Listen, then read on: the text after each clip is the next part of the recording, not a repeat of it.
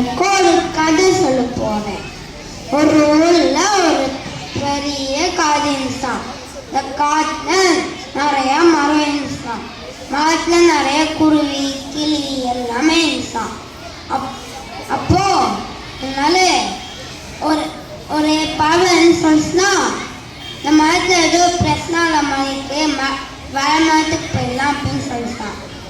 இதெல்லாம் அங்கே இருக்க ஒரு கிளி, வேண்டாம் வேண்டாம், இந்த மரம் தான் நமக்கு வீடு, வேற மரத்துக்கு போக வேண்டாம்னு சொல்லிட்டான். அப்போ அதனால ஒரு மரத்தை வந்தாராம், எல்லா மரத்தையும் வைத்தாராம். அப்போ எல்லாம்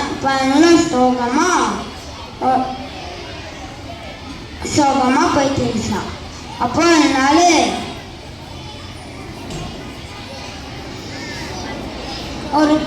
ஒரு பறவை, எனக்கு ஒரு ஆழ்மரம் தெரியும், அந்த ஆழ்மரத்துக்கு போகலான்னு சொல்லிட்டான். அந்த ஆழ்மரத்தில் போய் ஜாலியாக இருந்துச்சான். அப்போ அதனால இது